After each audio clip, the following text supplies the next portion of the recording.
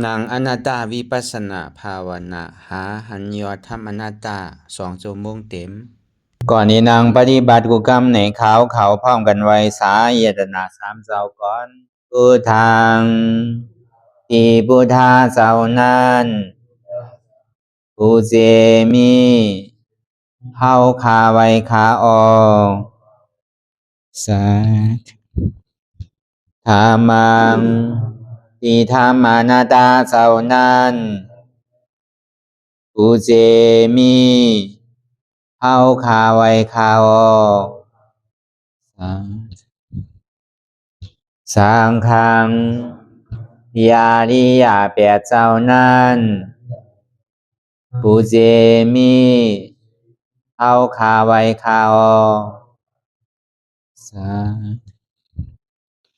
ต่อสืบกาเฮาติเลยดูคันธาเปิงดีพระตราสังขากรอิมาหังอัตตาภาวังพุทธัสสะ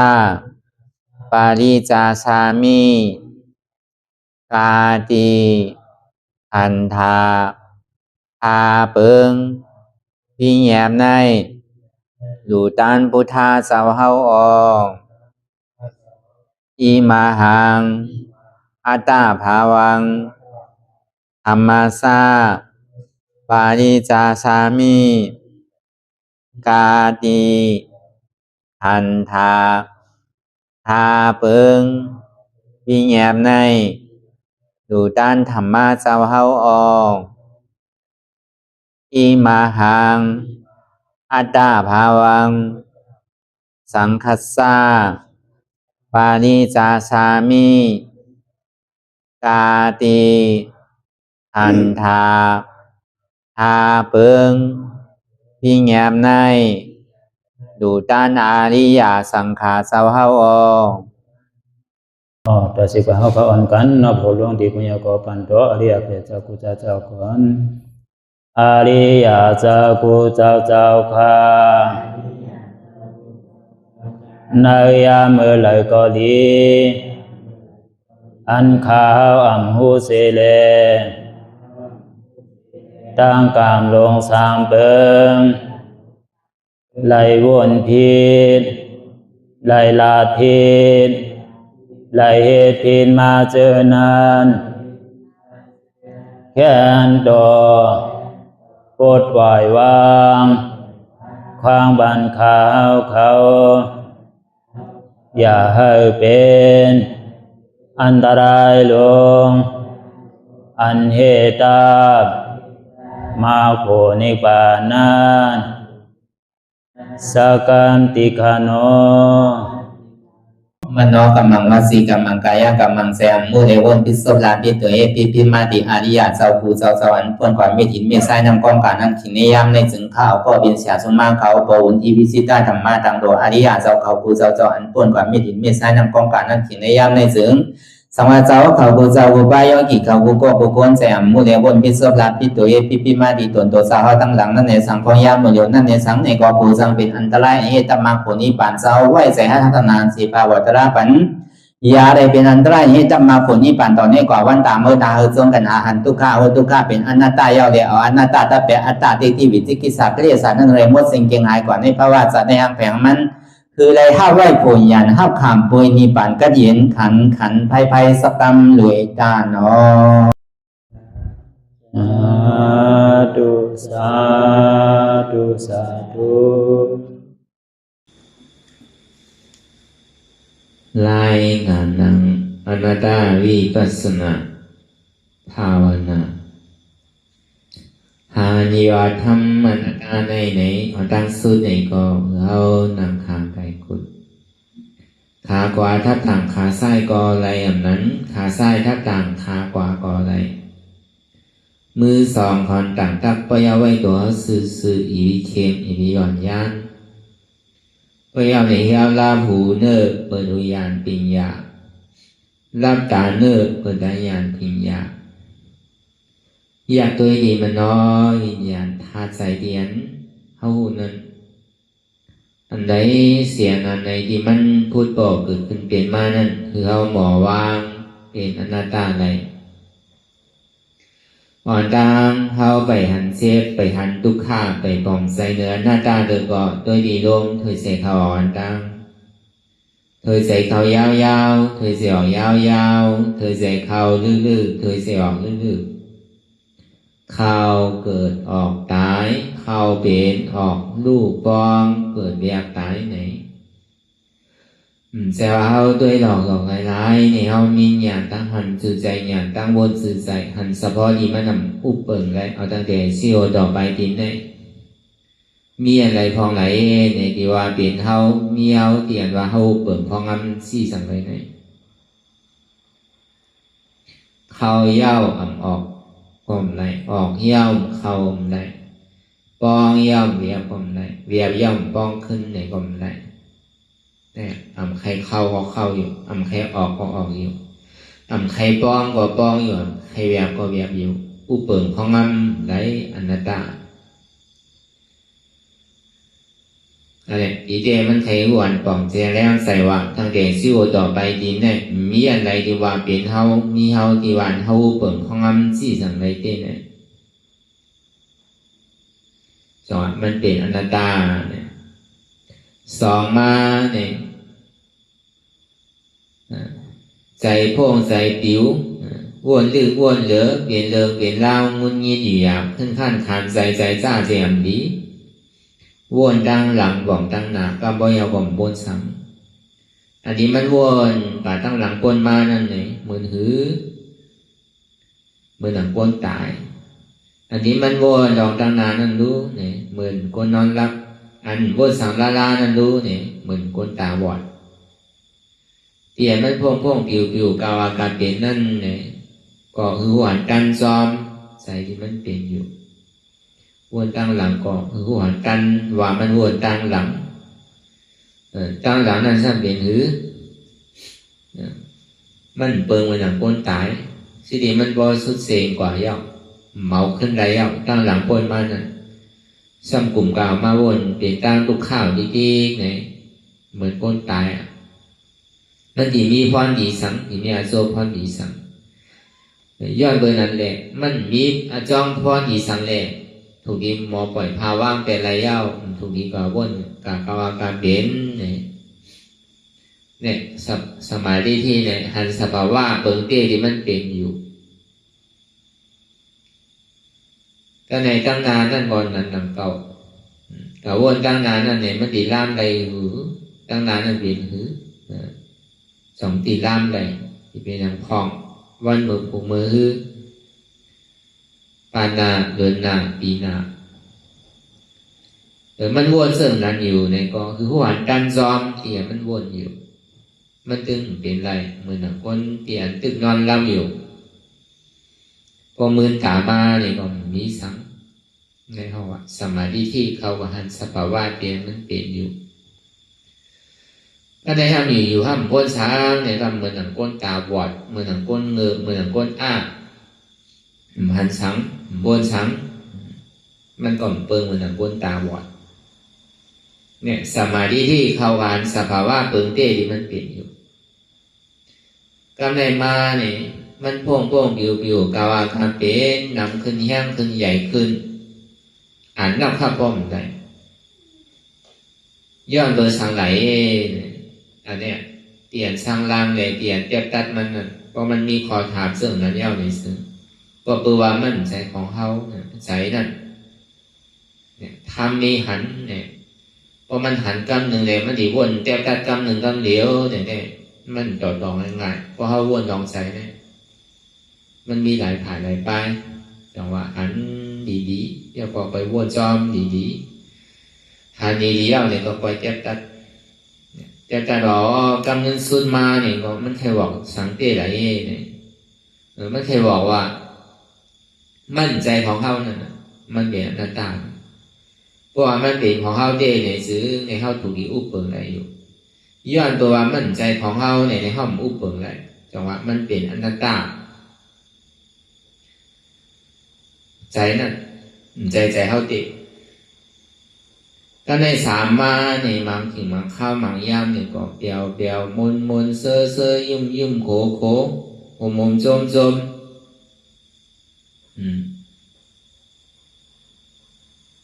tiền hô vẹn vẹn áp mưa thằng tìm mí đang tục khải ít này sang biển này sẽ xẻo ha này hầm biển này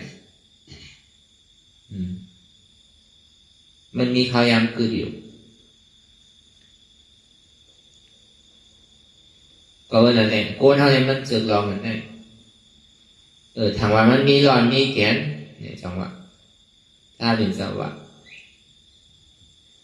สัตว์ว่าทั้งหมดทั้งเสียงได้พุทธศาสนาว่านั่นทีมอันมันกึ้มมันสว่ามันกึ้มที่อันมันเป็นทุกข้าเนี่ยมันสว่าเป็นสุขข้าที่อันมันมีรอนมีแขนเนี่ยมันสว่ามีรอนมีแขนเราเปลี่ยนสินะพุทธศาสนาโดยสัตว์ว่าเนี่ยถามว่าเป็นมันมีมนุษย์ที่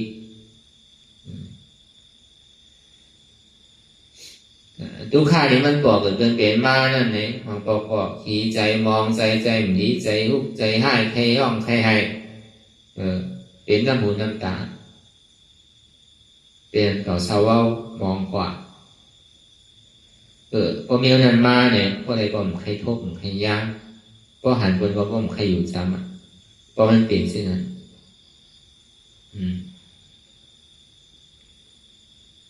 ก็บอกว่ามันเป็นรองตั้งทุกข้าก็เลยบอกกูเห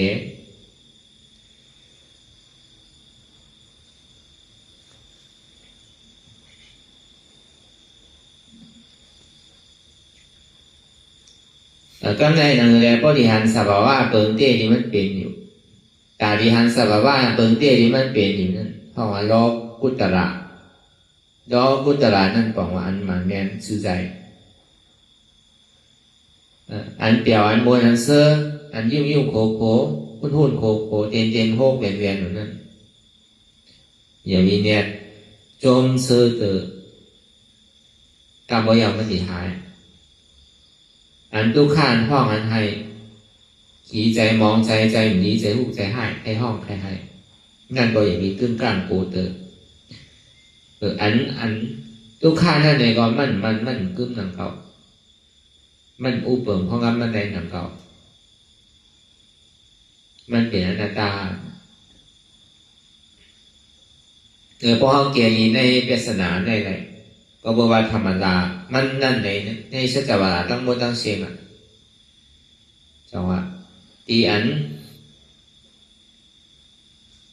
ผู้ว่ามันเป็นอนิจจังสภาวะธรรมดาของมันนั่นมันจึงเป็นอนิจจังมันคือมันจึงเป็นทุกข้าขานใสมันจึงเป็นสภาวะอนัตตามีร้อนมีแก่นกลัวเราสัมผัสว่ามันกึ้มเท่าแก่เจ็บตายมีทุกข้าเนี่ยเดี๋ยวเสียทุกข้าไว้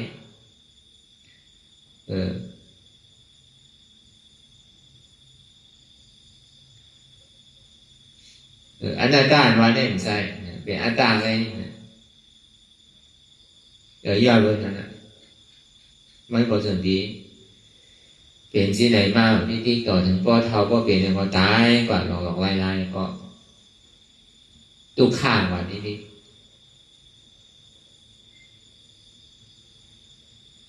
แต่ก็เบอร์นั้นเลยวันนี้สัตวาเนี่ยจมลงอยู่ในกองทุกข้าลงในอาสวะลงเลยในอาสวะนั้นก็หมอสุดหมอเสียงหมอเก่งหมอไฮก็ถ้าเป็นเจ้าไล่เป็นสัพพยุได้อย่างมาอ่านนับคับนำเลยเสียเมธีเมษายอยู่ในน้ำมหาสมุทรตลาดก่อนอันใดเอาดีปานกว่านั้นก็ยังตึกข้างตั้งนำหมู่ก็เดียย่ำไปออกมนพ้นตอนนั้นก็ยังตึกนำอยู่พระเป็นเจ้าป้องมาแต่นั้นเสียตาก็วันนั้นเขาเดี๋ยวมาไว้เป็นตอนสอนเอาไว้เป็นลึกๆลำก็เบอร์มันเป็นรองเต้เลยอย่าไปถามว่ามันเป็นรองอปุ่มอย่าไปถามว่ามันเป็นรองหยองรองแรงใช่มันก็เบอร์มันเป็นรองเต้เลยพระเป็นเจ้าพอถึงที่ห้องมาเจ้ายานต่างเขาพอถึงที่ห้องมันก็วันนั้นพอเอาไว้มีรองตั้งย้ำเมาเนี่ยหันสภาวะที่มันเป็นอยู่ขิงขาข้าวย้ำเพราะอาจารย์เนี่ยเขาเลยมากเกิดเป็นโกนเดียวเนี่ยสังวาตั้งหลังโกนมาเรียนห้องผู้สังเล เขาเลยเฮ็ดพี่ให้เปิงกว่าเขาเลยบวชเดียวเนี่ยก็ตำแหน่งที่เขาตีบวชเดียวเขาตีตื่นเดียวต่อเนี่ยต่อถึงตัวอายุอาสาสายใจเขาสุดเสียงกว่าเนี่ยตีโยกดูปันพระราชาสังขารเป้าหมายสูงสุดในเป็นนิพพานที่เกิดเย็นเนี่ยพอมีดวงตาซึ่งนั้นเขามีดวงตาสุดยอดมุมมองซึ่งนั้นเขามีดวงตาแต่ที่คัดใจยังก็ถึงยอดถึงจี้อยู่วันนั้นปีกไรเป็นสิบุมีคือเขามีใจไว้ที่ไหนเสียไปทบไปยากก็คือเขามีกำลังมียางใสมีดวงตานำกัดเจ้าเก่าอีกทางได้เจ้าเก่าพอมีดวงตาถึงที่ต้องหลังพ้นมาเนี่ยมือห้อมไปหู้ก็หู้ว่าสิ่งที่ห้อมหู้อันนำหู้ในเฮ็ดอยู่มันก็หู้ว่าพี่อยู่ก็นำเก่าก็กับบ่หู้มาหนึ่งอีหนึ่งเอ๋ในห้าสัมปีเฮ็ดกว่าเนี่ยสืบเฮ็ดจ้างตื้อกรรมกว่าก็บ่มันเป็นเส้นตั้งเอกเขาว่าเป็นเส้นตั้งเงาเป็นเส้นตั้งที่อันมีอันแตกเลยแล้วก็วันนั้นเนี่ยพระราเป็นเจ้าเนี่ยมีเมตตามหากรุณาอันใหญ่โลเต้ใหญ่เลยเสียเฮาเนี่ยเฮาว่าพรหมยาพระกราบเลยก็เฮาว่ากราบนั่นเองก่อนเฮาว่ามาพรหมยาพระเป็นเจ้าก็จะมาเนี่ยก็แก่เจ้านี่ผ่านกว่ายาวเนี่ยก็ยังตึกวางไว้อยู่ทำบิดาการสามของเนี่ยยังตึงมีไว้อยู่ตอนห้องยามมือเดียวเนี่ยในธรรมอุปแปดหมื่นเสียงนั่นก็ว่าแก่เจ้าเอาไปที่นี่ผ่านกว่ายาวเนี่ยก็ยังกืดด้วยทั้งครึ่งหนึ่งนะอันไปออกมนต์บนรอดเลยนั่นอันครึ่งได้ผู้ว่ากว่าเจ้ามันเจ้าอันกืดทั้งครึ่งหนึ่งยังตึงมีอยู่ป่วนมาอยู่2-5 ปาก66เขา67มาเนี่ยเขามาครึ่งเหลือนะกืดทั้งครึ่งเนี่ยฉากถูกเลยดีป้าเอาอยู่ก็ตาเขาถูกเลยมีใสยุ่มย้ำว่าก็เฮ็ดเต้เนี่ยก็ดีโทษเต้อยู่นังเก่าอย่ามีหย่อนย่านลองตั้งคัดใส่คืออะไรมีลองตั้งยุ่มย้ำว่า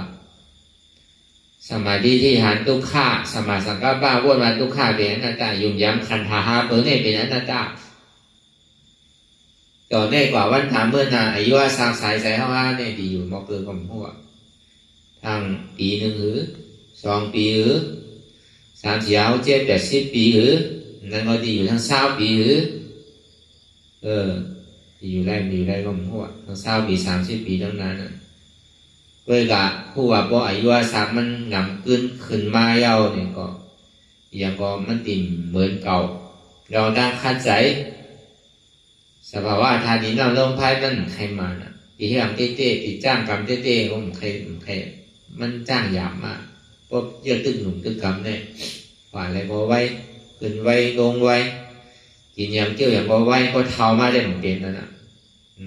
ดีกว่าก็เทิงมาไก่ก็เทิงมากระจุติลูกก็ไม่ง่ายมาบอกลงลืมกว่ากลางกลางกว่ามีอยู่ก่อนไปโหนกมากว่าเป็นนั่นมาเนี่ยมันดีเสียสิ่งเสียข้าวเสียหลายมันมากไปทางนี้ก่อนว่าก็ต้องตึกหนุ่มตึกกรรมหมดที่เฮ็ดการไปมามีหมอก3 ปี 5 ปีก็เนี่ย10 ปีกว่าเนี่ยก็ดีมีอยู่กันปีหนึ่งเยอะเนี่ยก็ดีมีอยู่เวลาอยู่ดีมันมีหนองตังถางเช่นนั้นเอาเย็นมาปอหมอกกันได้เย้าเนี่ยเขาดีถอยหลังคือเนี่ยมันสามถูกเขาหลบคัดใจสืบกว่าตั้งนะเป็นก้อนกว่าตั้งน้ำบอกขึ้นตั้งหลังเนี่ยทบย่ำไล่อันว่าได้ก็เป็นซ้ำถามว่ามีอยู่5เนี่ยมันมีอยู่สักดีไล่อยู่5ไล่อยู่ก็เฮ็ดกว่ามันยาบ่5ก็ยาบ่เฮ็ดพ่องเฮ็ดเต้อยู่ดีมันมีหลองทางใส่ตกในเมื่อเขามาเป็นลูกพุทธาพระเป็นเจ้าเขามาสร้างตื้อกรรมตรายเอาเนี่ยซึ่งเดี๋ยวปีเขามีเราตั้งหย่อนย่านตั้งคัดใส่ก็เบอร์มันก่อนรอแล้วมันถางห่างป้อมเป็นร้านเนี่ยมันถางห่างให้กันใดว่าเป็นอันอากูโสเช่นเบี้ยว่าอันเขาอยู่ในศาสนาเนี่ยก็เป็นเปลืองหนึ่ง ก็ออกว่าในนอกศาสนาเนี่ยแจ้งนะมันโลเฮ็ดโลหะโลอุโลลาดโลแปดก็โลแปดโลเลี้ยงก็โลกิเลี้ยงโลอาซาคนเลี้ยงสายใจเฮาในก็จังมีมันบ่ร้อนไหลอาเปียตั้งที่นั่นว่านั้นก็วันนั้นเนี่ยมันเฮาเสียหลายนะพอมาวนตัวเองเนี่ยยิ่งนั้นห้อมมีภาระนาทีห้อมมีนาทีบุญพรการที่เอาบุญพรลองลุกลองล่างลองหอลองเฮิรนลองไอลองโซนั่นว่านั่นก็มันดีมีลองตั้งคัดใส่จ้างตื้อกำกว่าคือเขาพอมีลองตั้งผมส้มอันต่างเขาอยู่ในศาสนาในเนี่ยมันดีเป็นนำตอนพรดีกว่าจัดในเลยเพราะว่าจัดนะต่อถึงเอาเขาพอจอดถึงนี่ปานเต้พออยู่ในศีลอยู่ในธรรมสร้างด้วยกรรมกว่ามันมือลู่ศีลลู่ธรรมคือลู่ตาราเนี่ยวันหนึ่งเจ้าเนี่ยก็มันตีเป็นมันเธอเข้าได้กินอยู่มาเตียนเขาหาอยู่นั่นมันอยู่ในผลมันดีอยู่อันเท่าเหตุการณ์ตาราพ่อยามเดี๋ยวนี้บนห้องว่าตื้อหามมากมันบอกมันเขาปลูกต้นไม้เลยเขาตื้อเฮ็ดนะคือหมักมันดีขึ้นมันดีโชคดีนั่นเหมือนเขาปลูกต้นมันเนี่ยเขาลุ่มล่าต้นมันเนี่ยเลยใกล้ลุ่มล่าสิใกล้ดีใกล้ทางอันไหนมันห่วงมันเวิร์กอันไหนมันเป็นยียายึกยากเตียนมันมากิดเขเหคือมันปั่นคืออยู่เฉยๆนั่นพอเขาปลูกมันแต่เขาปลูกต้นไม้พอเขาใกล้ลุ่มล่ามันเนี่ยเยียาขึ้นมาเขาก็มันทำเฮ็ดกว่าให้มาเอาเครื่องคืนกว่าเฮ็ดกว่าให้มาตัวตายไปนะเป็นนั่นน่ะก็ห้อมลุ่มล่ามันก่อนคุยกับบอลุ่มล่ามันในยาก็ห้อมคืออยู่ซ้ำอันเป็นเครือที่อันหมกคืนยากเก้าตัวมันนั่นเนี่ยก็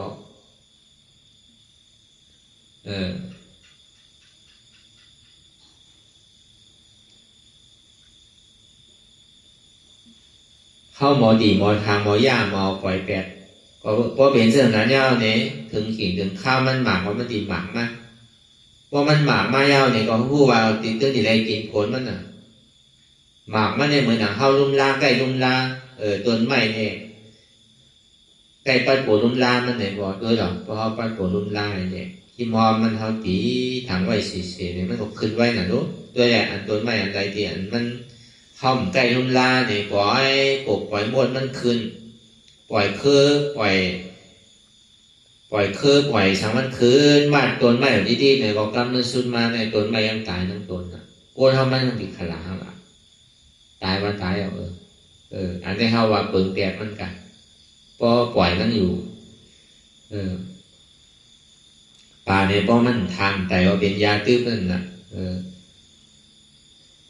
กูเราเนี่ยป้อมปอนสุขุมชีก็อากุโสกิเลสเนี่ยมันน้ำนั่นน่ะเขาที่เอาลองวุถุเหมือนพระเป็นเจ้าย่างตื้อเป็นโลกว่ะก็làตื้อเป็นโลกเขียวว่ะวินกว่าวินมาแต่มาขึ้นหรือไว้ตัวไม่เหลือตัวหนึ่งว่ะพอขึ้นมาเอาเนี่ยใกล้มากินพอมากินเอาเนี่ยมาหรือไว้ดีต้นไม้นั่นเป็นร้อยก้อนดีเตียนผีไปต้นไม้ว่ะเขาว่าอู้ตึ้งโลกอะไรตึ้งเพียเขาทำเป็นอ้อยก้อนมันน่ะมันจะมีผีไปต้นไม้นั่นต่อ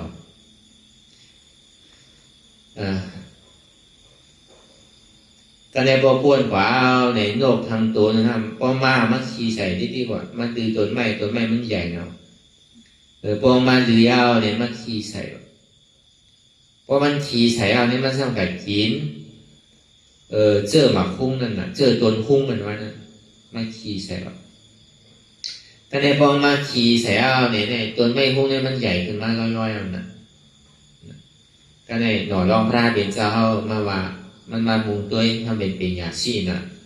หน่อรองเจ้าตึงเป็นโตนั่นถึงนี้ว่าดีโอ้ยก่อนเป็นผีไปต้นไม้ว่ะก็เพื่อว่าเป็นที่มันมีกลุ่มเกจูเนี่ยมันเสริมที่ขึ้น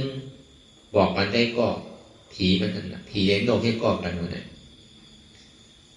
ว่าขุนผีต้นไม้เนี่ยว่า ต้นไม้เมียวในเนี่ยเมื่อหลอยาไปเลยเนี่ยเมื่อมันเนี่ยไปใหญ่ในเนี่ยว่าเมื่อหลอเอาแปดเนี่ยก้ามบ่อปั่นนั่นใหญ่มากเลยเพื่อนเมื่อเนี่ยดีกว่าเมื่อเราเนี่ยต้นไม้เมียวเนี่ยมันเป็นเมียวอันยามันน่ะต้นไม้หุ้มเนี่ยมันเป็นเมียวอันยาหมอยามันน่ะอย่าไปปล่อยให้มันใหญ่เมื่อมันยังตื้นเรียกอ่อนๆเนี่ยเอาถอยออกไอ้ถูกดีให้ซื้อก็ถูกเดียวออกซื้อก็เอาออกมาได้เนี่ยว่าที่ในห้างมันของมันเป็นผีเรื่องประเทศอะไรอยู่ก็ใครเอาออกมันซ้ำไว้เบาหนาวมันก็ใครถอมได้กองวะมันเป็นสักตามันดีมายามมิตัวเท่าใหญ่ว่าดันน่ะตัวไม่ใหญ่แต่ดึงกว่าเป็นตัวไม่เป้าฮะตัวไม่เหลือกลมหัวเป็นตัวไม่เป้าหรือไม่อย่างกลมหัวซ้ำกับทีใส่เลยเจอมันก็ผลตัวมาเนี่ยไม่หุ้งเนี่ยใหญ่ขึ้นมาในที่น่ะก็ได้พอมันใหญ่ขึ้นมาเนี่ยก็มันเปลี่ยนต้นไม้ที่มันอยู่เปลี่ยนก็ในหอมันอยู่ตั้งเหนือต้นไม้เนี่ยก็ตกลงเอาก็ได้ตูข้าวมันทำเป็นทีไปทีมันมันเขานะเพราะเป็นนั้นมันสิ่งนี้คุกใส่ไรโอ้ยก็มันถึงร้านนี้มันถึงว่ารู้เขาเนี่ยขอมความโอ้ยก็เขาเนี่ยเขาเรียนตุกข้าววันไหนก็ไม่ดีอยู่ดีเศร้าย้อนเบอร์ของกรรมนั่นแหละเขาอยู่เบาอยู่วังอยู่เจริญเจริญทำว่าติ่มเมียไหนมายามาเก้าเขาเนี่ยใจรู้เนี่ยว่าก็เบอร์เขาอยู่ของความได้ก็เขาในเป็นที่ไหนก็เบอร์ได้ก็เนี่ยเรียกเองบอกนี่เขาแน่เนี่ยว่าอันนี้เขาว่าพอมาย้อนตัวกิเลสานั่นก็เหมือนนั้นนะครับพอปล่อยเมื่อเรียกมันเป็นสังพอปล่อยมันนำมันลื่นมากนะอันเตี่ยวอันมวยอันเสื้อเนี่ยเพราะมันลื่นไม่ยาวเนี่ยมันอื่นเมื่อใดมันตั้งหัวถึงที่พูดโตมากก็ตรงรุ่นนั่นนะก็เมื่อนั้นแหละการอะไรมันมีมันหลอดอัดแปรตั้งคิดอันนี้มันเป็นคอนลองเลยเปิดหลอดอัดแปรตั้งคิดนั่นแต่มันดีฉางถูกเลยเบิร์นั่นหรือเสียดียางจ้อนเสียนตั้งปียาสีราสมาธิชามเปิงเนี่ยอันหลอดอัดแปรตั้งคิดอะไรเพื่อการมันอยู่เมี่ยวคือในแต่นี้เราได้แปลตั้งพิษไรหลังเนี่ยพวกเป็นกลัวเนี่ยหมังพวกหมังปองหมังเมี่ยวเนี่ยมันมีใจเปิง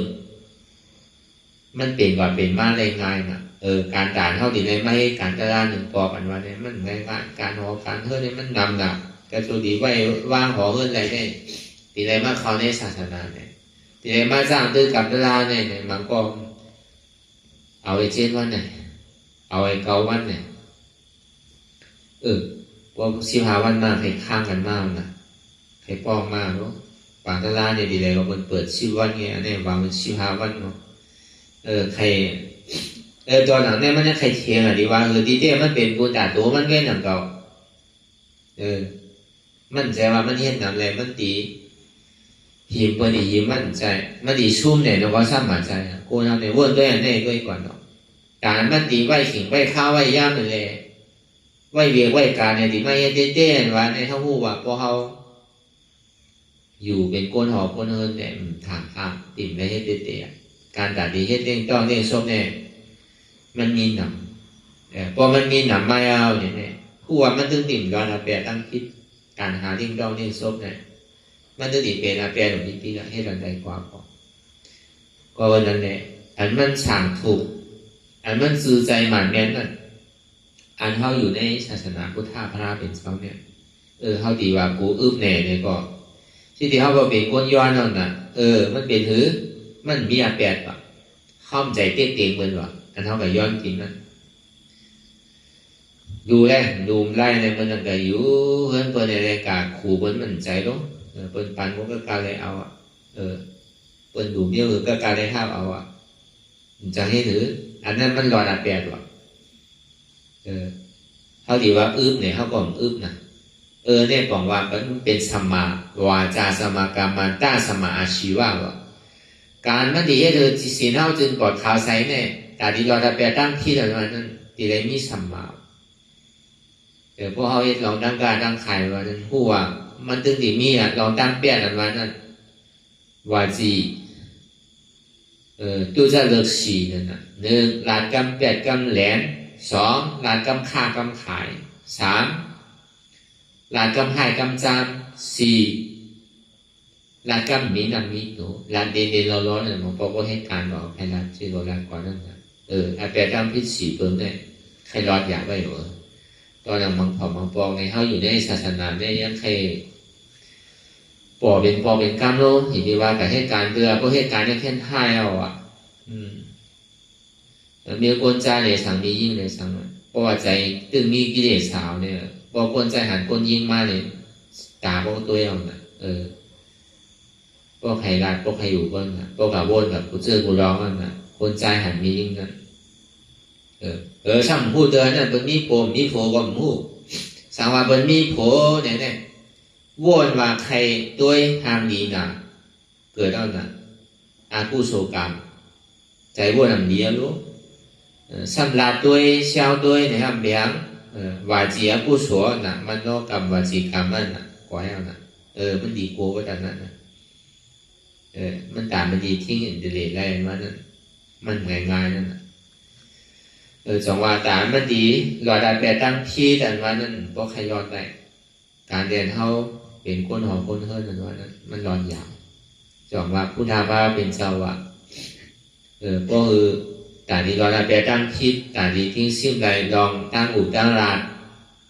เขาว่าสมาวาจาสมากรรมันตะ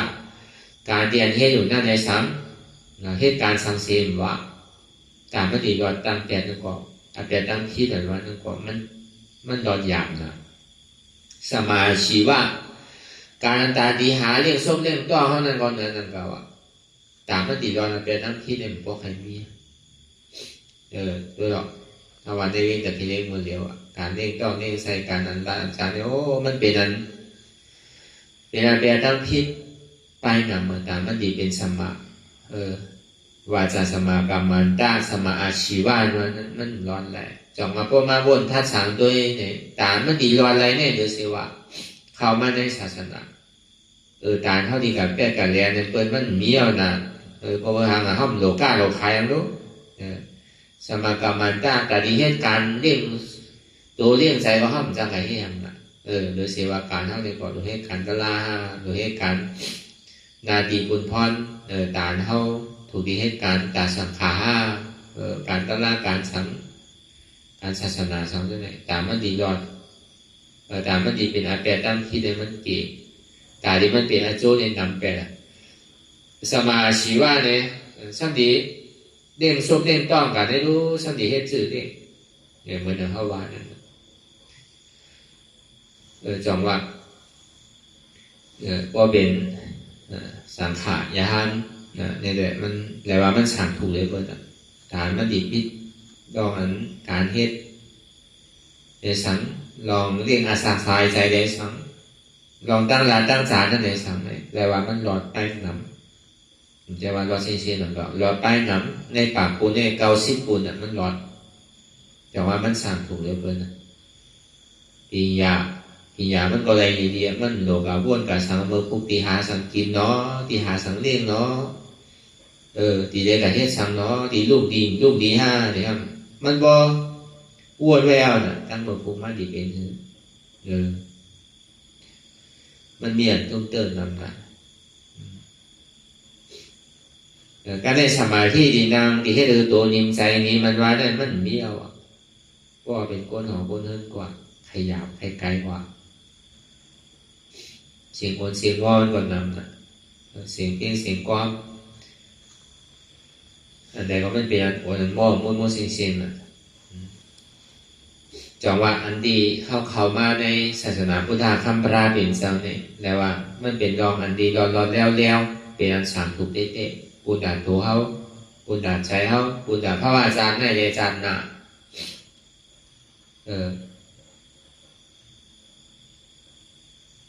ลองตั้งศรัทธาวิริยะปัญญาในเองการลักษณะสามเปิดที่ได้มีจอมศรัทธาก็มีศรัทธาเดียวว่ามันยาวศรัทธาพ้นตีครับมีปัญญาเพราะศรัทธาแค่นั้นก็ปัญญาเกิดว่ามันที่ได้ป้าจอมปัญญาย่อที่ได้มีวิริยะจอมตั้งชัดใจว่ามันมีจอมว่าปียาเป็นคือlàเขาเลยวนทัดตัวนั่น ที่พระเป็นเจ้าวางไว้นะคำว่าวนถ้าสั่งตัวอย่างนี้ว่าพระเป็นเจ้าเนี่ยยังงานสังทิเตเนี่ยอันเขาเป็นคนพุทธศาสนานั้นรู้ยังงานสูงสุดทำมีอย่างเตเนี่ย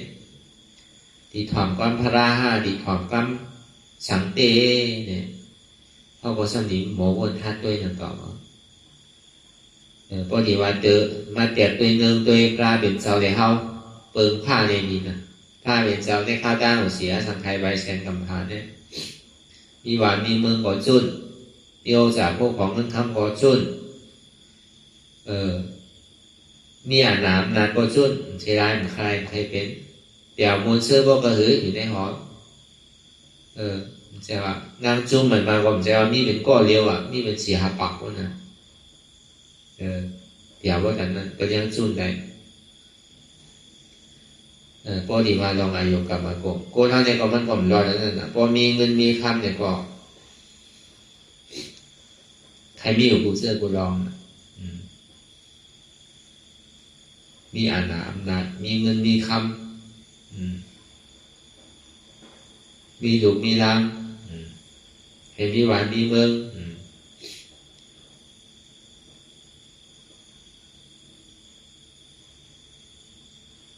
เดี๋ยวก็เบอร์ผ้าเป็นเจ้าในหันถึงว่าเตี๋ยมันใครมีใครใครเป็นหรือฉะนั้นมันเป็นทุกข้าเช่นหมอนป้อนทุกข้าอะไรอยู่จ้องกันก่อนป้อนนี่ก็คือการบริหารที่ได้ผ่านกันเพื่อนนั่นต่อเป็นโจแก็บโจข้าวที่อยู่ในมอกระหือเนี่ยนะเอากาปานเข้าบ้องแอมเดี๋ยวเนี่ยก็ดีอยู่ในมอกระหือนำป้น80เขาจะดีเสียขิงเสียข้าวเสียย่าไปเลย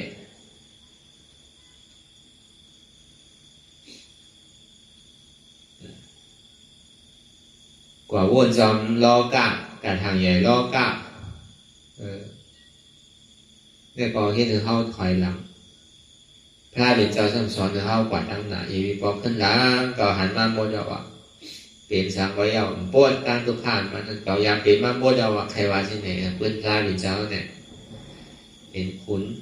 อุบในสี่ขุนก็เป็นมากอุบถึงเมืองผีเมืองผีก็ยามเป็นมากเป็นจอมผีก็เป็นมากหมดอ่ะการเดินชวนมาเนี่ยก็ป้วนตั้งทุกผ่านเลยสองพระเป็นเจ้าถึงที่ว่าจนที่ได้มาเอาบารมีอะไรจุนตาซาบารมีโอจาโอของเยตนาเป็นลูกเป็นร่างเป็นเมฆเป็นโอใจนะเป็นวานเป็นเมืองอาณาอำนาจจุนภาวังเป็นเช่นตาซาอุปบารมียอมจุนโดยการลักษณะเจ้าเก่าเป็นทะเลกลางก็ครอบกันเป็นทะเลขาอะไรมือใดกว่าใดใช้ก็เอากันพักตัวโอตายต่อถึงปราณมัทธาบารมีต่อถึงอาสาไซใจเจ้าของก็มันเสียร้ายก็ดีเป็นรองตั้งดีเนี่ยภาคเหนือรองตั้งดีภาคเหนือรองตั้งเส้นตั้งกันดีใดมักไรโผแต่ดีเป็นจอม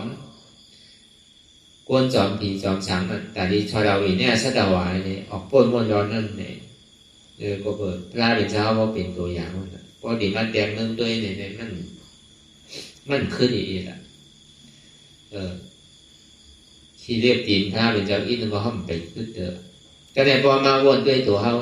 ก็ห้ามเปลี่ยนเนี่ยที่เรียกว่าวิมานวิเมืองก็ไหลก็เป็นใครวันเมืองเฮาอันมันมีอะไรมันมีที่ได้ถือ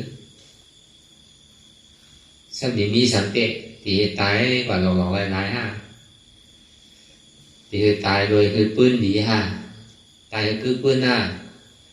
ตายคือปืนดูฮะตายคือปืนดีฮะเนี่ยต่อในก่อวันกลางเมื่อนานั่นเนี่ยก็เข้าก็ถูกดีวนคุกใจใดถึงมันน่ะก็คือทางดีคือปืนนั่นว่านั่นเกิดมาพระวาจาหนึ่งแม่ก็อย่างที่ซุ้มตื้นเกิดมาคือพวกอะไรทางดีคือปืนนั่นว่านั่นการที่ทางดีเลยเราเลี้ยวนั่นดูเสียวเหตุการณ์ก็ล่าเนี่ยอยู่ในศาสนาพุทธคำพระเป็นเจ้าโอมโจมอะไรอยู่กว่าต่อถึงอายุอาสาสายใจในเขาโพสุดเซนกว่าอันนี้บอกว่าในพระวาจาในก็ปืนดีพระวาจาตั้งนานนั่นเนี่ยก็หัวมันต้องดีนะครับ ป้อมใช่ในเก่าในเงาในปลายผมบอกเงามันหลีนั่นแหละเอาว่าปัทมาอยู่มันหลีถ้าพอขึ้นมาดีกลางมันก็ได้วายมาเนี่ยสักดินดีเนี่ยมันทางดีนั่นนะเงาก็ดีปลายก็ดีเมื่อกลางได้น่ะดียาวให้ยาวดีอยู่ที่ข้างแคบให้ยาวเนี่ยคือดีที่สุดอ่ะก็ให้มายาวก็ในดีก็คือดีก็ดีสุดอ่ะครึ่งกลางนั่นแคบพอดีก็เท่าว่าตรงนาไล่ถึงกวนมอพอดีให้เนี่ยพอดีเบิกให้ถึงพอถึงกวนมอนาไล่ว่ะพอดีคือพอไรนี่ผ่านว่ะในสติถึงตามให้ก็ให้เต้ดีก็ดีเต้เหมือนเทวดานั่นน่ะให้เต้ตกถึงกวนมออวิจีบนน่ะเทวดากำลังชุดมาให้ชุดเสมาเอาเนี่ยก็สักทีได้นี่ผ่านแล้วก็เทวดาก็ที่ได้เป็นพระเจ้าพุทธาดังนาป้อมใจเนี่ยเข้าให้เทวดาทั้งพวกมาวนด้วยเนี่ยเทวดาเนี่ยเมื่อก็เมื่อเต้เนาะถึงดีเมื่อสุดก็สร้างกว่านี่ป่านเหมือนเก่าเนี่ยเอาดีซุ่มเทวดาเดินตั้งนำบนใกล้เอาลองปืนเทวดาในมาว่าดิที่เนี่ยก็ว่าโกนเดียนลานว่ามันเนี่ยตาลาทำเฮ็ดตื้อกับกล่อมเฮ็ดอะไรก็ไปหู้ไปมีน้องตั้งคัดใจสมาธิที่สมาสังกัปปะนั่นเฮ็ดปริยัติเพื่อการจ้างกรรมเต้ๆเนี่ยก็ท่ายเป็นเทวดาเทวดาเนี่ยยังจะได้มักในผูน่ะมันท่ายได้ท่ายเมืองของเรามันท่ายเต้ๆเอาดังเตะเสียสังขารไปแทนกำบาดังเตะเป็นยันสู่พระเป็นเจ้าก็ได้มาหนอรองเนี่ยต่อถึงวัดถึงเมืองพระเป็นเจ้านี่ป่านคนเนี่ยท่ายมันสู้เดียวมีอ่ะเนี่ย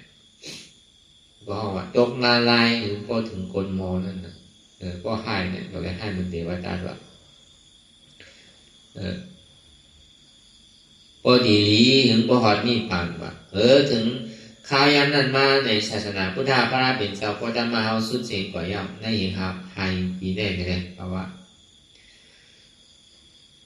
พระเป็นเจ้าเนี่ยมีดอกตามเนี่ยต่างกันรุ่นหนาใหญ่มากก็คือละทำก็ยังมีดอกถึงพอยามอยู่เนี่ยก็เบอร์ว่าปีแง่ไว้เมื่อหนังตัวแดนพระเป็นเจ้าเนี่ยมีอยู่80,000เสียงสวนนั่น80,000ที่เสียงสวนว่าเป็นอนัตตาเสียงข้ออะไรก็ของเสียงแรมใส่ในเป็นอนัตตาเสียงก็เบอร์พระเป็นเจ้าเนี่ยเป็นอนัตตาหวานตา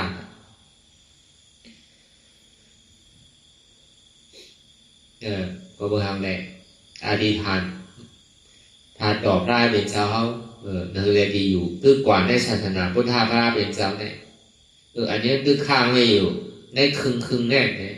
ย่ำไปได้มาไว้โผล่ตัวหน้าเนี่ยเขาเช่นนั้นอ่ะเขาจะได้มาไว้มาสาได้มาอยู่ยามพระได้มาเกิดขึ้นเป็นก้นเป็นผีแต่มาเป็นก้นพุทธศาสนาการเงินส่วนมาในสร้างคือกรรมได้ก็เป็นอริยะเข้ามาเข้าโผล่กว่าก็เบอร์กลุ่มเกซูถ้าตอบพระเป็นเจ้าเขาเตียงตึงมีไว้อยู่เนี่ยไปหายกว่าทั้งหลายกลุ่มเกซูของทำการสั่งสอนของพุทธากลุ่มเกซูของสังขาร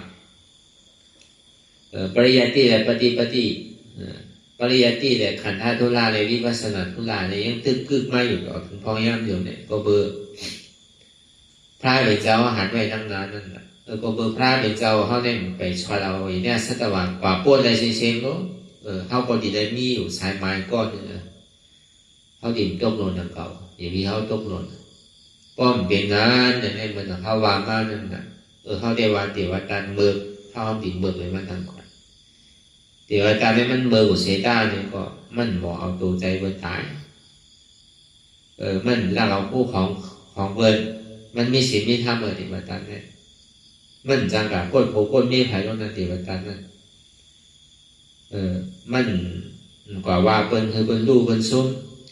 มันหมกกินเหล้าเมายาเทวดาได้มีเวลามันจับพิเตอร์พระนั่นเอาผ่านดินพระเป็นเซลออกเลือดยาสังขารแตกเป็น2พิษอันนั้น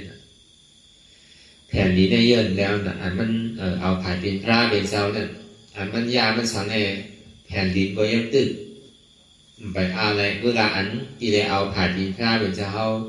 thi tơ đời quả em này kèm dính em yên này ứng đô quả thì bà tàn bố đi bà tê này thì bà tàn nàyมันเบิกสุดแล้วน่ะมันสุดอยู่น่ะตั้งเบิกนั่นเบิกมันสุดอยู่อ่ะเบิกเขาให้มันไปสุดน่ะเพราะเขาเข้าใจมันยาวอ่ะพอถึงพระเป็นเจ้าก็ต้องมาศาสนาพุทธะพระเป็นเจ้าก็ต้องมาสุดเสียงกว่ายาวเจ้าอริยเมตไตรก็ไม่ยาวเป่าผ้าในศาสนาอริยเมตไตรก็มีอ่ะในโลกัมพานี่ก็จำดีแตกอ่ะไหว้เสศาสนาพุทธะเจ้าอริยเมตไตรมียาวเนี่ยก็พระเจ้าข้าพุทธานี่จะมีขึ้นมากดีเลยว่ามันเนี่ยเป็นกำเนิดสุดว่ะจำกัมพาก็ดีแตกอ่ะในข่าวด้านนั้นบอกแสนดีไม่ได้เป็นก้อนดึงสุดว่ะแต่ในเรื่องมาในตารางหมากโผไม่เป็นพระเจ้าพุทธะเหมือนอาจารย์ดาชาตินั้นแต่สั่งอาจารย์ดาชาตินั้นเนี่ยก็เบื่อมันเฮ็ดพรดีไว้นั่นก่อนอันนั้นก็มันก็เบื่อก็เบื่อเดี๋ยวอาจารย์นั้นสอนส่วนนิดเนี่ยก็ซ้ำเป็นมีปากก้าววัวตั้งหลังไว้นั่นก่อนเดี๋ยวได้มาเบื่อไว้นั่นเนี่ยก็เบื่อนั่นเนี่ยมันก็ซ้ำไหว้สินั่นมากเนี่ยก็ซ้ำเฮ็ดพรดีตาศาสนาที่เต้ก็นะการโตตีอยู่เขาก็เหมือนกันของเขาอ่ะเปิดกันนี้อีกตัวเวลาเดี๋ยวอาจารย์ได้ขานใจเลยเสียศาสนาแล้วจะชาติได้สารถูกว่ายังจำว่าเป็นอริยะเป็นจ้างตื้อกรรมได้ศาสนาพระเป็นเจ้าสู่ได้สู่พระเป็นเจ้าอริยเมตไตรเลยก็จังยังจำบอกเลยหมักเลยปู่เพื่อเดี๋ยวอาจารย์นั่นเนี่ยตึงเด่นไว้ก็เบอร์ปรามีพระเจ้าข้าพุทธาก็สั้นตึงมีไว้อยู่นั่นมาได้สุดต้องเป็นพระเป็นเจ้าสู่ใหญ่เพื่อกราบมันไรมันมาเตอร์แบบในอนันตริยกรรมเราเนี่ยมันไรที่ได้เป็นพระเจ้าข้าพุทธาเป็นพระสู่เล็กเนี่ยยังที่ได้มักไรโผล่นะอันนี้เขาสมัยโทมียศาสนาพุทธาพระเป็นเจ้าเพราะเขาดีคัดใจเพราะเขาคัดใจเอาได้ก็มันก็ดีกว่าเพราะเขาคัดใจเนี่ยนั่นแค่ให้เดี๋ยวตัดก่อนเพราะเขาคัดใจกว่าเนี่ยก็เขาก็จังตีเกียรติสุดมันได้คือเขาปีกับเป็นสีผมไม่ได้ปีไรเสียด้านเนี่ยก็คือเขามีเราตั้งอยู่อย่างว่าคันธาหาเปิดเนี่ยเป็นอนัตตาเนี่ยคือเขามีเราตั้งอากูโสเตียนยามว่นยามดานยามเฮ็ดไว้นั่นก็อย่าไปเอามาวนมาลามาเฮ็ดอย่าไปคึงปองการด่าดีวนตีลาดีเฮ็ดอันใหม่แทนอันเก่าก็ยาวกว่าอันใหม่นั่นอย่าไปวนล่าอย่าไปลาอย่าไปเฮ็ดล่ากูโสใหม่เตียนห้อมไปยามเฮ็ดยามสร้างตื้อกับเนี่ยคัดใจให้เลยมันไรเหมือนเท่าเฮ็ดมือเดียวกำเนิดส่วนมาเนี่ยก็กูโสเก่าเตียนห้อยามว่นยามดานยามเฮ็ดนั่นคือไปพาซ้อมหนูเสียอันนี้มันเป็นข้อนำรองในพุทธพระเป็นเจ้าเตียนเฮาในฮอไว้นั่นพอจอมเสียนตังพระเป็นเจ้าอันว่านั่นเฮาถิ่มทุกข้าวพอจอมเสียนตังโลกุตละถิ่มทุกข้าวถอมเอากัมพราพอเอาจอมรอก้านี่จะถิ่มทุกข้าวนี้ดีกว่ามันมีหลอกตังแดกลายที่ทิ้งนั่นนะอันใดก็มันเป็นเตียนแดงลายค่ายกว่าที่เจ้าที่วัดมันดิ่มพ้นลองตามตุกข้าเตะไหนเนี่ยเพราะว่านั่นแหละนั่นก็เลยเฮาบ่ตีมีแห้งใสนั่นก็เลยเฮาบ่ตีใส่เฮาบ่ตีตัวตอนเดี๋ยวก็เฮาสำคัญบนทัดตัวในตัวในใส่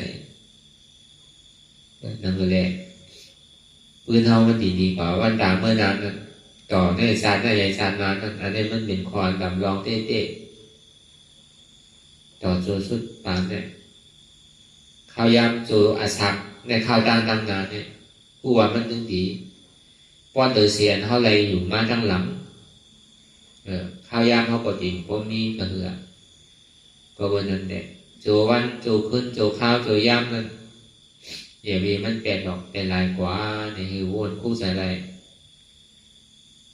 คืออะไรโหมส้มใน ดองกำสั่งกำสอนลาเป็นเจ้าพอเขาอยู่เจ้าทำเนี่ยนะมันติป่วนตามทุกข้าอะไรเดี๋ยวจอมลองทำมา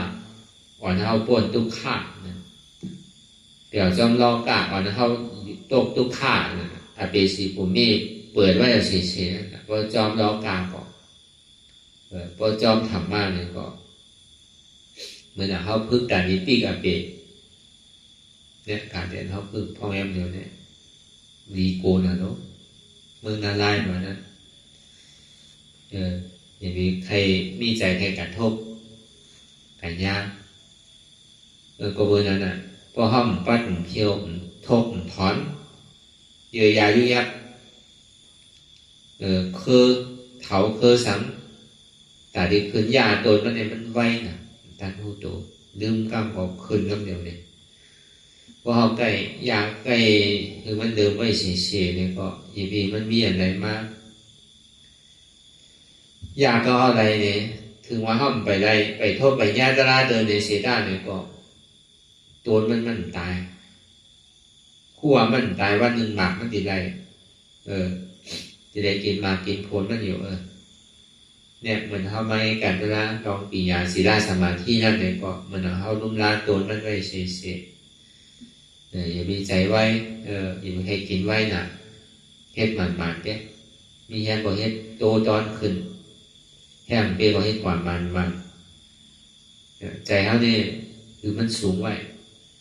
สูงไว้มาเนี่ยใจว่ามีหมาหน้าสูงใจอย่ามีใจเต็มอย่ามีใจอาผู้โศกเราว่าlàmดีได้làmดีให้làmดีใจสวยมาเนี่ยคือมีเรากู้โศกเสียมีเราว่าดีได้ดีให้ดีอยู่เสียอันนี้เขาว่าหัวใจสูงหัวใจเต็มตั้งวนดีวนสูงใจตั้งวนเต็มวนยอตั้งวนเต็มวนยอจะเป็นลองรอพาเจ้าสร้างมห้ามาหน้าที่ลองความอยากอะไรให้เป็นให้มีเมื่อเติมทางหลีทางแคบทางใหญ่นั่นแหละเขาเท่าว่าเบี้ยวนั่นน่ะมันเป็นโลกะมันมีน้ำมนต์น้ำเปลี่ยวที่ไหลโลกะมานั่นมีการทุกข้าเลยพอมาวนได้ดีผมวนได้ผมพูดนะพอวนกว่าวนมามีน้ำถาวรดีเปลี่ยวมีน้ำทุกข้ามามีเกี่ยวยังทุกข้าเกี่ยวมีเนี่ยมันมีตามทุกข้ามันหลอดเดียวดีพอมีไม่ใจรู้พอมีเนี่ยมันไม่ใจก็วันนั้นอันทำไมขันธ์ราเนี่ยมันเป็นจิตเป็นยอดเป็นซ้อมมันนั่นอันนั้นตามันเนี่ยเอาให้ไม่ว่าตั้งหลอกได้แค่ไกลที่ตั้งในที่มันเป็นอยู่ที่มันเจ็บขึ้นอยู่เนี่ยที่เท่าอย่างยามั่งมันมีตัวมีใจเนี่ยเขายังจุนภาวะอะไรเนี่ยอันลองเนี่ยมันแค่ไกลนะเพราะเขาพึ่งเสียใจพึ่งเหมือนกันนกเหมือนหนังกาในสอนมันเต็มใจนะนกกาก็มองอนัตตานั่นป้อมป่องเสียงแร่ใส่อนัตตาเนี่ยสอนมันตัวเรานกแมวก็สอนมาสอนมาบอกว่าวันนั้นแมวมาใช่ไหมนกใช่ไหมใกล้ๆวางใกล้ๆสอนมันบอกว่าอนัตตาอดีตเปลี่ยนอนัตตาเปลี่ยนหือมันมีหมอกกระหือความหมายมันเป็นหือป้อมหูเนี่ยโลกมอลาอนัตตาสามคอไว้ลูกอนัตตาก็วันนั้นเนี่ยอันเขาเป็นโกนดังก้อนเนี่ยก็เขาก็หลงวนท่านด้วยอย่างนี้สเปสังขาระอันนี้จาสังขาระเนี่ยมันกึ้งเป็นทุกมันนำกึ้งสเปสังขาระทุกขาย้อนว่ามันกึ้งในเป็นทุกขาเนี่ยสเปธรรมานัตตาทำดังเสียงในเป็นอนัตตาอย่างนั้นได้วนอย่าวนทำหันอย่าหันทำวนอย่าวนแทงอย่าไปกลัวมันหนำอย่าไปข้านวนข้านหันอย่าวนนิดๆการเงินซื้อมาเนี่ยก็ พอมันยอมทำอะไรปล่องเสียแรงเสียในกอกรรมเตียนมันยังไปถึงตีถึงตั้งเนี่ยแต่ว่าใจลึกเขาเนี่ยมันไปยอมทำไปหันเตี้ยบางพวกหันอยู่ซ้ำบ้วนบางปองบ้วนอยู่ซ้ำหันมันเป็นเช่นนั้นมันคัดกันไว้หนึ่งเลยมันบริมาณมันก็จะเล็กพื้นตีนั่นก็หือน้ำก็หือตัวตอนใหญ่คือก็ตั้งหันเขาก็มีมันหนังกันนั่นคัดใจก็หือในก็ตั้งเรียนเขาปีอย่างเขาก็ตัวตอนมันนั้นหันวนนำก็หือในก็หู้ว่าตั้งหูตั้งหันก่อนนำมากันนั่นต่อถึงนั้นก็ยอมภาพเลยดีๆว่ามันจะดีล่มโดงปล่อยไปอะไรนั่นน่ะอาจารย์ที่เขียนมาเนี่ยมันจะดีโต๊ะพูดขาดได้คำเดียวมันกลับกลายเลยลองสั่งมันกลับกลายเลยลองตั้งหันตั้งวนได้ไงพอมันหันหมันเนี่ยแล้วมันพิษมันเปิงแล้ววนหมันเนี่ยแล้วมันพิษมันเปิงแล้วสองเปิงเนี่ยมันเต็มทนดีงามไม่ยาวเนี่ยมากเนี่ยมันเกิดมาพอมากมันเกิดมาพอตัดไปแล้วพอตัดไปแล้วพอผลมันเกิดต้องเร็วทีมันยังกึดอ้อยอย่างนี้มันไปเปย์กันเถอะตั้งหันในตั้งวนเนี่ยมันยังกึดไกลอย่างอยู่เวลาเข้าก็อย่างดีหย่อนย้อมลองตั้งหันตั้งวนเท่านั้นเมื่อข้าวยามไหนเนี่ยคุกจะได้พอหนูได้หันหนูได้วนนิดเดียวลองตั้งหันลองตั้งวนเนี่ยมันจะว่ามันดังได้เมื่อเข้ากว่าเข้าไปเมื่อเข้าอุบเข้าล้างเมื่อเข้านอนเข้ากินเช่นนั้นแค่ไรเสียเก็บซิมหอมเอาที่พอมันหันมาเนี่ยก็มันติดเกิดขึ้นกับเนื้อเยสาเนี่ยหูยินแดงสังตาหันแดงสังกันเนี่ยมันเกิดกับเนื้อลูกมือมันเกิดข้าย้ำนั่นนะใจท่านเป็นคือหลังเนี่ยตัดกับเนื้อมันก็เห็นไรมือตาก็เห็นไรพอบัวเขาจะมีขิงขาข้าวย้ำแต่ดินนำอะไรอยู่ถึงวันกับการเนี่ยเมื่อเขานั่งเข้าไปเมื่อเข้ากว่าเมื่อเขากินเนี่ยมันให้การเสียที่ในสารเนี่ยข้าวหมูหันตั้นบดของอีโรออดเนี่ยก็แค่เดือเสียข้าวหมูแล้วลาเลยปล่อยมันกาดปาวากาเป็นนั่นนะอันดีว่ามันเลยมันเป็นรองปีกยามันใจแหลกกุฏิกุตั้งก็เลยอันมันหมายเมียนซื้อใจเปิดตั้งบึกตั้งโมตั้งเสียเนี่ยถ้ามันนำลาพองยามเดียวเนี่ยอันถูดีหันดีพูดหันดีหันอยู่ผู้อยู่ยอมหับวางเป็นอนัตตาหันเจ็บผู้เจ็บหับเจ็บวางเจ็บเป็นอนัตตาทำมีหันเนี่ยหันทุกข้าทำใจผู้สังหัวทุกข้าเป็นอนัตตาทำมีหันสังหันเจ็บแก้ต้องต่อในสารสันไหวคมไตทำใจผู้หันเจ็บแก้ต้องต่อในสารสันไหวคมไตเนี่ยเป็นอนัตตาทำมีหันในหันว่าอัมมีหัวเก่ามีขาเก่ามีมือเก่ามีตัวเก่ามีใจเก่ามีเจ็บเก่าใจพิษเป็นพิษเก่าไปอนัตตาในของเราวนยาวข้าวยามหึงอย่าไปว่าไพ่วนตีอย่าไปว่าเทิงวนตีเตียนเท่าหันเตียนเท่าวนเตียนเท่าวนเท่าหันนั่นหึงเพ่งกันวนต่อถึงเจียมนั่นพอสุดวนต่อถึงทุกขาพอสุดตัดต่อถึงอัตตาพอตกพุทธขาดกว่าอันใดที่มันพุทธบอกเกิดขึ้นเป็นมานั่นคือเอาบ่หมอวนวางแต่การเป็นอนัตตาไหน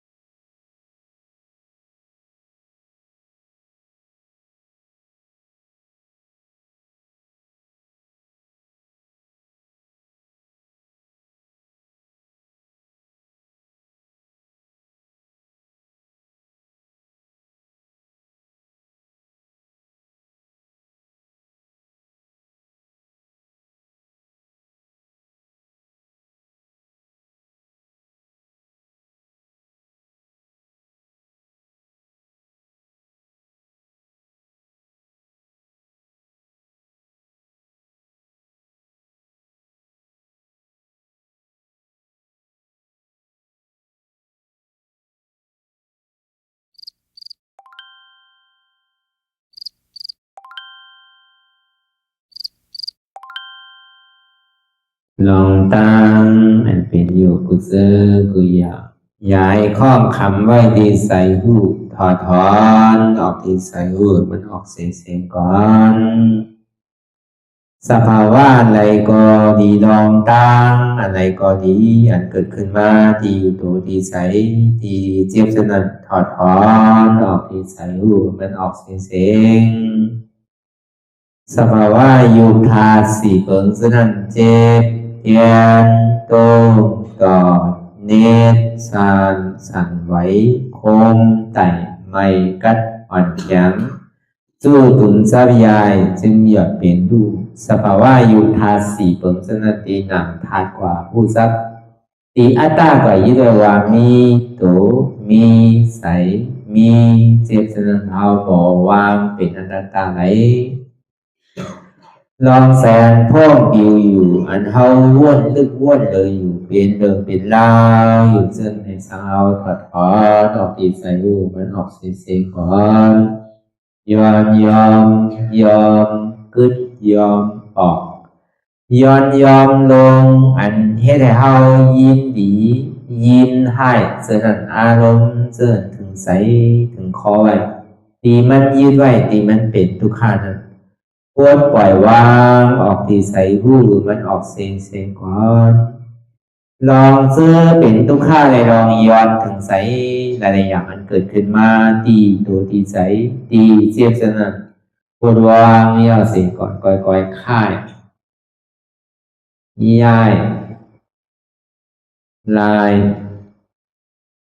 หนึ่งพื้น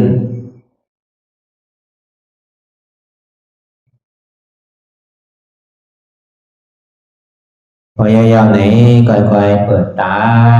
มืนตาลอยได้เป็นการปฏิบัติธรรมโคตรอายธรรมอันเกิดขึ้นที่โตที่ใสที่เจ็บอันนั้นโคนหาเหตุหาเงาพระจองทุกขันนั้น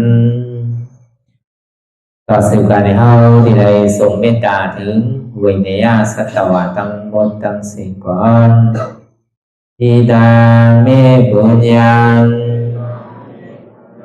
อาสวะคายังนิบานังวาหอตุมาปุญญาภากังสเปสัตตาสมาลาพันตุอีตังเมปุญญังอันเฮาคาไลมาตือกรรมปฏิบัติวิปัสสนาภาวนาหาอัญญธรรมอนัตตาในอาสวะคายังเปนันถาสัพตัดเปนาสวะสีเปิงเสียวแล